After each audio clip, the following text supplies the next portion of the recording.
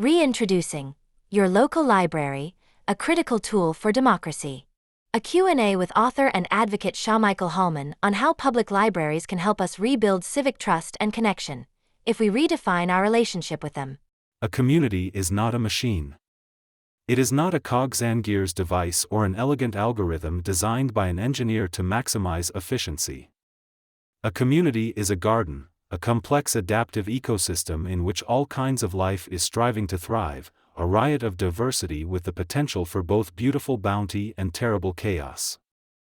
Left to itself, a garden will eventually be overrun by weeds. Gardens require gardeners. There are no better gardeners of our democracy than public librarians. Eric Liu, CEO and co-founder of Citizen University, in the foreword to Meet Me at the Library. As Cascadians from Oregon to Alaska, British Columbia to the Rockies, process their respective election results and reflect further on the health of the democratic institutions that support their communities, they might take heart from the lessons of a new book exploring the public library as a space of critical civic engagement.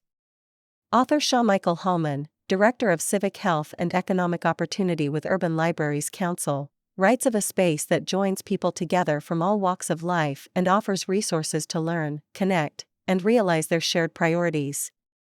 Below, Hallman shares ideas from his long and varied experience working with public libraries, including his own path to library advocacy, stories from Pacific Northwest libraries, and ways to learn more and get involved. Read more by purchasing or checking out from your library. His book, Meet Me at the Library, a place to foster social connection and promote democracy. How did you first connect with the world of public libraries? I share this story often because it holds a special place in my heart. Some of my fondest childhood memories revolve around public libraries. As an introverted, highly sensitive kid, libraries were one of the few places where I felt truly safe. The librarians were always kind. I could always discover new comic books, and they had the best encyclopedias. One of my favorite reads was Encyclopedia Brown, a series of children's novels from the 1960s about boy detective Leroy Brown. I'd sit in the library for hours, reading those stories, and then trying to write my own versions. Some days, I'd just people watch. Occasionally, there were fun programs where I could meet others. The library became my home away from home. My professional journey into the world of libraries began in 2016. That year, I had a conversation with the Memphis Public Library System about a potential opportunity to develop and coordinate library services for teens. The role was exciting. It involved working alongside librarians and teen specialists throughout the system to create engaging, customer-centered activities and programs.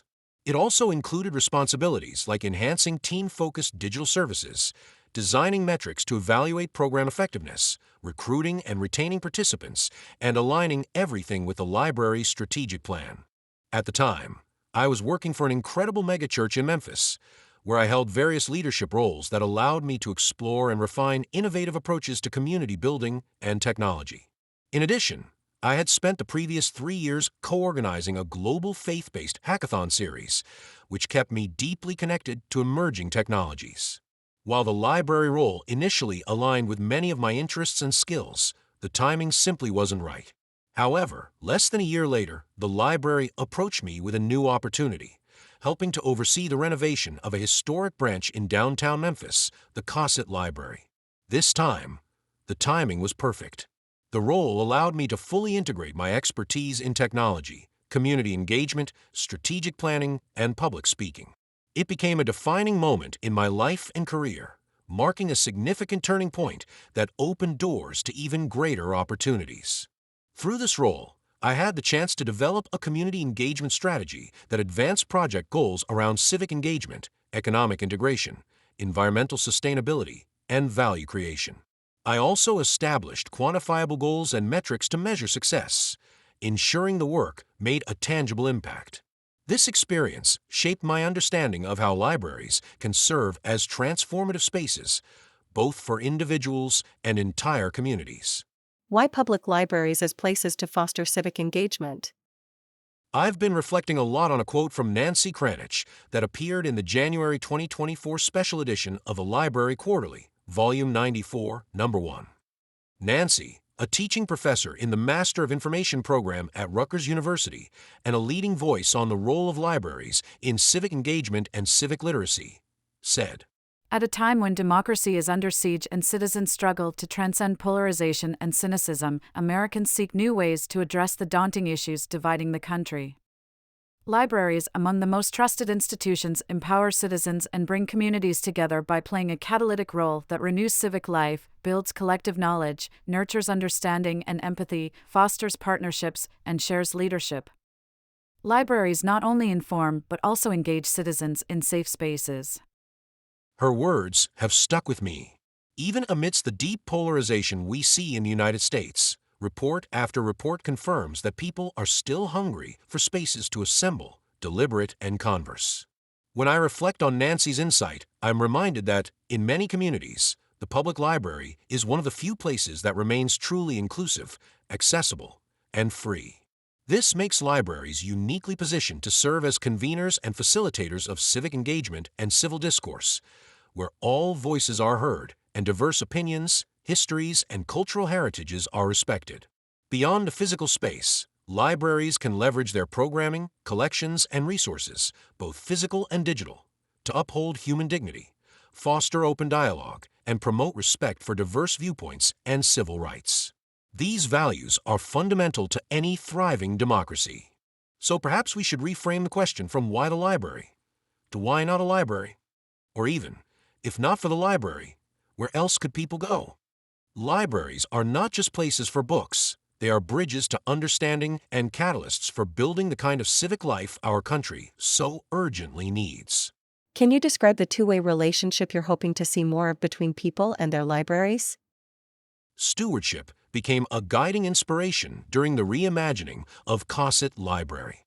We envisioned not just transforming how the library was perceived by the community, but also how individuals saw their own role in its vitality. Our ideal was to cultivate a deep sense of shared responsibility, where the library wasn't merely a service, but a space that everyone felt invested in and inspired to advocate for. We were motivated by the idea that stewardship and advocacy could become everyday actions. Simple acts like picking up litter, sharing stories about the library on social media, volunteering time, or attending community meetings could grow into a collective culture of care for public spaces. These small gestures, we believed, could spark a ripple effect of community ownership. Public support for civic investments could grow. We were inspired by the belief that when people understand the value of public assets, they are more likely to advocate for them, even supporting increased government funding to sustain and expand their impact. This vision was grounded in the hope that libraries could shift from being seen as optional to essential. Libraries could become central to community identity. We dreamed of a library that wasn't just a building, but a beloved symbol of connection and opportunity. People would see it as a resource deeply tied to their personal lives, their neighborhoods, and the broader identity of the city. Civic pride could influence political priorities. We imagined a future where the community's love for the library would shape political conversations, encouraging individuals to support leaders and policies that prioritize the protection and enhancement of civic assets. These ideals fueled our work, inspiring every conversation, design choice, and program we introduced. As the library took shape, we turned these inspirations into measurable outcomes, ensuring that the ideals that guided us also left a tangible and lasting impact on the community. What's a favorite library story from Cascadia? I have two stories I'd like to share, one about an inspiring individual and the other about an amazing library program. The individual, Erica Olson. While writing Meet Me at the Library, I had the privilege of speaking with many passionate individuals whose lives have been shaped by libraries. One story that particularly resonated with me is that of Erica Olson, a self-employed writer and civic fellow with Citizen University, who shared how libraries have been central to both her personal and professional journey. Erica grew up in the Pacific Northwest, where libraries were her go-to spaces for learning and connection from a young age. She fondly recalled riding her bike to her local library as a child, where her love for books and community spaces began. Today, libraries remain vital to her work, whether she's meeting clients, conducting research, or serving on her city's library advisory board. Erica spoke to me about hosting Civic Saturday gatherings at the Bothell branch of the King County Library System. Civic Saturday is a nonpartisan, community-focused event that fosters reflection, connection, and a renewed sense of civic spirit. Having hosted Civic Saturday events myself, I deeply understand their power to bring neighbors together through storytelling, poetry, and group discussion. One moment Erica shared stood out. During Bothell's first ever welcoming week, the gathering celebrated the city's incredible diversity. Over 90 languages are spoken in the local school district. Erica described the joy and sense of purpose that filled the room as attendees reflected on what it means to create a truly inclusive community. Her story reminded me why libraries are such ideal spaces for events like Civic Saturday. They are accessible to everyone and embody the best of what communities can offer, a place where people feel welcome, valued, and inspired to engage. Erica often collaborates with other Civic Fellows to create meaningful experiences for her community, weaving together poetry, heartfelt conversations, and actionable ideas. Her story is a testament to the transformative ways that everyday citizens can leverage library spaces to bring communities together. The program, Revolutionary Reads. Earlier this year, I learned about a wonderful initiative called Revolutionary Reads, hosted by Fort Vancouver Regional Libraries, FVRL. This program exemplifies how public libraries can foster social connection and promote democracy, themes central to my book. Revolutionary Reads is an annual community event series that brings together diverse urban, suburban, and rural communities across Southwest Washington to read and discuss a common book on a socially significant topic. Libraries across the country organize similar events, but FVRL's approach stood out to me because of its focus on addressing societal challenges in a meaningful and collaborative way. In 2024, FVRL partnered with the local nonprofit foundation WA, Restore and Prepare, to highlight the challenges faced by individuals re-entering society after incarceration. This collaboration included educational programs featuring voices with first-hand re-entry experience, fostering greater community understanding and empathy. These efforts not only raised awareness about the difficulties of re-entry, but also connected returning individuals with vital resources and support networks. Such initiatives can require significant effort, including forming a district-wide staff committee to identify relevant topics, selecting literature that resonates with the community, and expanding discussions through book groups and hybrid events. However, programs like Revolutionary Reads demonstrate the incredible impact libraries of all sizes can achieve when they prioritize collaboration, inclusion, and meaningful engagement.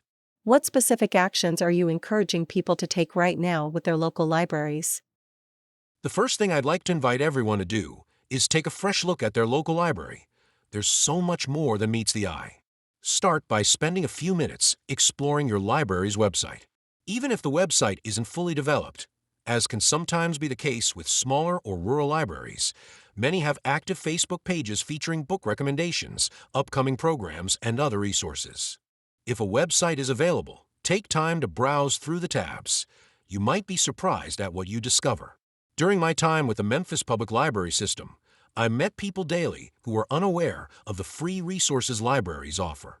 For instance, libraries can help you locate census, birth, marriage, and death records. They also provide tools for preparing for driving, motorcycle, and CDL tests, including practice exams and official manuals. Many libraries even offer access to a wide range of state-specific and multi-state legal forms, often available in multiple languages. Take a moment to dive in. You might develop a new appreciation for just how much your library has to offer. Beyond exploring resources, I want to encourage people to read about and work to understand two critical concepts: intellectual freedom and the freedom to read. Intellectual freedom is about the right to think for yourself, respecting individual dignity and autonomy. It enables people to form their own ideas and opinions by questioning the world around them, ensuring access to information from all points of view, in all formats, without restriction. Privacy is a cornerstone of intellectual freedom, safeguarding everyone's ability to explore ideas without fear or interference. Similarly, the freedom to read is essential to democracy, yet remains under attack. Protecting this freedom ensures that diverse information and perspectives remain accessible, which is crucial for a healthy, informed society. For those who want to get more involved and have the time, I highly encourage joining your local library's Friends Group or Foundation. These volunteer-based organizations support libraries through advocacy, fundraising, and community engagement. They are often made up of library patrons and community members passionate about their library's role. By joining, you can gain a better understanding of your library's budget and learn how to advocate for its ongoing support. These groups offer a powerful way to champion your library and ensure it continues to serve the community effectively. Lastly, consider hosting an event at your library.